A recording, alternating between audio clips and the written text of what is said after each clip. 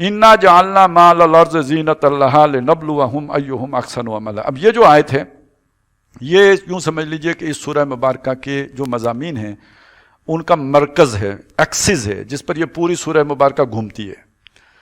یہ وہ ایکسل ہے، اس کو سمجھ لیں یہ کیا ہے. اور بلکہ اس سے آپ کو قرآن مجید جو ہمیں نقطہ نظر یا زاویہ نگاہ دینا چاہتا ہے زندگی کے بارے میں، وہ بھی آپ کے سمجھ میں آ جائے گا. بتائیں یہ کیا ہے کہ دیکھیں یہ تو ہمیں معلوم ہے کہ دنیا امتحان کے لیے، جیسے سورہ ملک میں بھی ہے لِیَبْلُوَکُمْ أَیُّکُمْ أَحْسَنُ عَمَلًا. امتحان ہوگا کیسے؟ سمجھنے کی بات تو یہ ہے نا، امتحان کیسے ہوگا.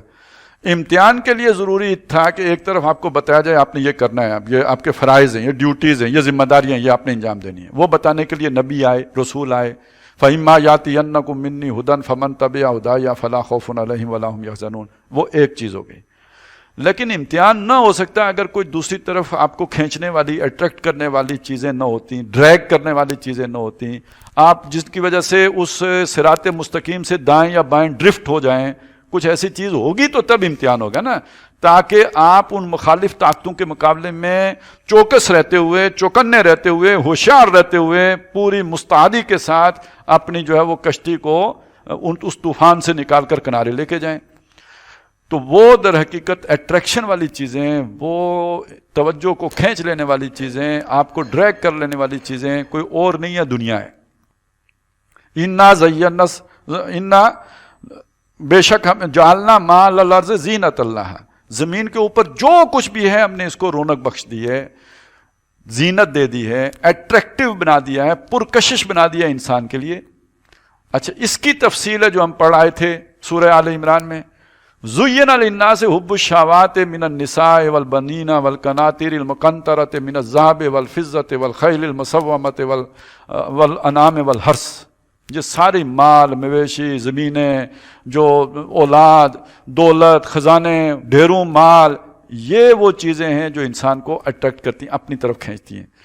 آج ہم اسے ایک نام سے جانتے ہیں نا، اپنا یعنی زندگی بنانا، زندگی سنوارنا، زندگی کو بہتر سے بہتر گزارنا. اور اگر اسے میں اور بھی مختصر کر کے بناؤں تو دنیا میں اپنی زندگی کو آسائشوں سے پور کر کے دنیا میں جنت بنانا. جی، اور یہ ہم پہلے لوگ نہیں ہیں جو جنت بنا رہے ہیں، ہم سے پہلے بھی جنت بنائی تھی، شداد نے بنائی تھی. اب آپ سوچئے، اس ذرا کمپیریزن کیجئے. شداد نے اپنی خواہش پوری کی، اس کے پاس وسائل تھے، اس نے کہا جنت بنا لیتے ہیں، بنا لی. اسے چھوڑے، نصیب ہوئی یا نہیں ہوئی اسے چھوڑیں، نصیب ہو بھی جاتی تو کیا کر لیتا. تو وہ اس نے جنت بنائی. اس کی جنت میں کیا نعمتیں ہوں گی؟ ریفریجریٹر ہوگا شداد کی جنت، ایئر کنڈیشن ہوا ہوگا، پنکھا بھی نہیں ہوا ہوگا، یہ الیکٹرک پنکھا نہیں ہوا ہوگا. ہماری جنت کا ذرا تصور کریں نا. وہ میں نے کل بھی آپ کو سنایا تھا، ٹرپلٹ جس گھر میں جائے گھر جنت بن جائے. اور بیریا ٹاؤن کے ہر دروازے پہ لکھا ہوتا تھا، پتہ نہیں اب ہے یا نہیں، ادخلوها بسلام آمنین. یہ اس جنت میں لکھا ہوگا نا. وہاں جب داخل ہوں گے فرشتے کہیں گے کہ داخل ہو جاؤ اس میں سلامتی اور امن کے ساتھ. میں کوئی انہونی بات نہیں کر رہا، میں آپ کے دل کی بات بتا رہا ہوں کہ آخر کیوں اس کے گیٹ کے اوپر یہ لکھا گیا ہے. یہ ہر کسی کی یہ خواہش ہے کہ سلامتی اور امن اسے حاصل ہو، آسائش اسے میسر ہو، سہولتوں والی زندگی بسر کرے، دنیا کو جنت بنائے. اب آپ نے اگر دنیا جنت بنانی ہے، یہ ساری آسائشیں لا کے جمع کرنی ہیں، تو آپ عصر لے کے آئیں، والعصر ان الانسان لفی خسر، وقت لے کے آئیں نا، محدود اور محدود صلاحیتیں. کل یعمل علی شاکلتہ، وہ صلاحیتیں جمع وقت، یہ دو چیزیں ملائیں گے تو یہ جنت بنائیں گے. اور یہ وقت اور یہ صلاحیتیں ادھر لگا دیں گے تو وہ جنت کب بنائیں گے؟ یہ امتحان ہے اصلی. یہ ہے جسے قرآن مجید کئی اس اسالیب میں بیان کرتا ہے. وہ لوگ جنہوں نے دنیا کی زندگی کو آخرت کی زندگی پر ترجیح دی، بل تؤثرون الحیات الدنیا، ٹھیک ہے.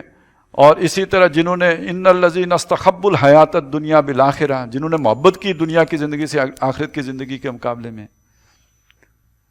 اور یہ کہ کیا مؤخر کیا، کیا مقدم کیا، یہ ہے اصل. اتھے کھڑے ہیں ہوں، پہلے فیصلہ کریں آپ کی پریورٹی کیا ہے. باقی ساری باتیں بعد کی ہیں، باقی سب کہانیاں ہیں. یہ پریورٹی طے کیے بغیر آپ آج نہیں تو کل یو ٹرن ماریں گے. آج آپ نے نمازیں پڑھ لی، روزے رکھ لیے، حج کر لیے، کل جب آپ کے کیریئر پر بنے گی، کل جب آپ کے نوکری پہ بنے گی، کل جب آپ کی جنت پہ بنے گی، یہ آپ کے اسماعیل ہیں. آپ ان کے گلے پر ابراہیم والی چھرا نہیں چلا سکتے. وہ چھرا آپ تبھی چلا سکتے ہیں جب آپ پہلے سے طے کر چکے ہوں میں آخرت کے لیے جیتا ہوں، میں اللہ کے لیے جیتا ہوں. ان صلاتی و نسکی و محیای و مماتی للہ رب العالمین. تو یہ ہم نے اٹریکٹیو دنیا بنائی ہے، یہ بندے کو اپنی طرف کھینچ لیتی ہے، ہم سے بندہ غافل ہو جاتے ہیں.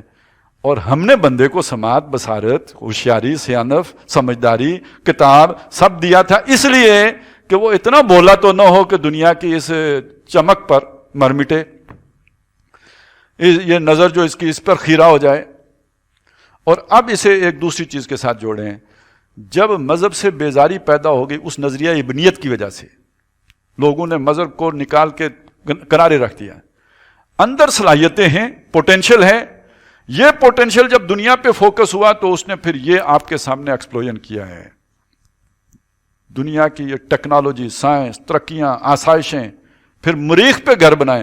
یہ وہ میں نے کہا تھا نا، ہماری سوچ تو ابھی بحریہ ٹاؤن تک پہنچی ہے، دنیا کی سوچ تو مریخ پہ جا کے بسنے کی بن گئی ہے، یہیں پہ رہنا ہے. اور اس میں پھر عمر بڑی، وہ جو وَلَتَجِدَنَّهُمْ أَحْرَصَ النَّاسِ عَلَىٰ حَيَاءٍ، یہ لوگوں میں سب سے زیادہ عمر کے خواہش مند. اب اس پہ کام ہو رہا ہے نا، اسی لیے تو یہ ساری جو محنت ہو رہی ہے، یہ جو اس کی وہ جو بنائی ہے انہوں نے سرنگ، یہ جرمنی سے سوئٹزرلینڈ تک، وہ اندر خانے وہ جو تجربے کر رہے ہیں ہگس بوسان والے، وہ اس فلسفے، اس تھیوری پہ جو کام ہو رہا ہے، تو یہ بگننگ کا معلوم کرنا چاہ رہے ہیں کہ انسانیت کا، یعنی کائنات کی تخلیق کا آغاز کیسے ہوا، تاکہ ہم وہ راز پالیں کہ فنا ہونے کو ختم کر سکیں، نیوٹرلائز کر سکیں.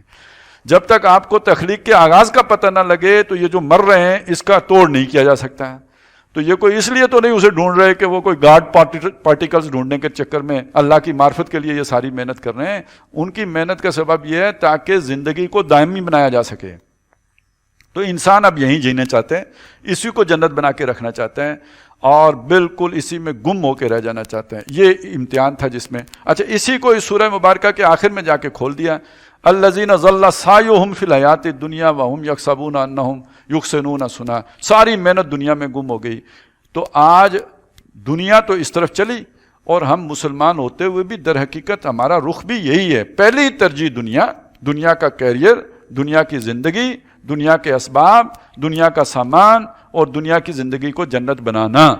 آخرت اللہ کے حوالے، آخرت اللہ کے حوالے. اللہ کوئی کرم، کوئی مہربانی، ماں کی دعا کے صدقے، باپ کی دعا کے صدقے، پیرانے صدقے، پیرانے صدقے، وڈیاں پیرانے صدقے، اور کچھ نہیں تو حضور کے صدقے، اور اس سے بھی اوپر چڑھ کے تیری غفوری اور رحیمی کے صدقے. باقی جو تو نے قرآن اتارا ہے یہ صحابہ کے لیے تھا، ساڈے کو تو کم نہیں ہوں، کیونکہ ہمارا دور بڑا مشکل دور آ گیا ہے. ہم نے ادھر جنت بنانی ہے.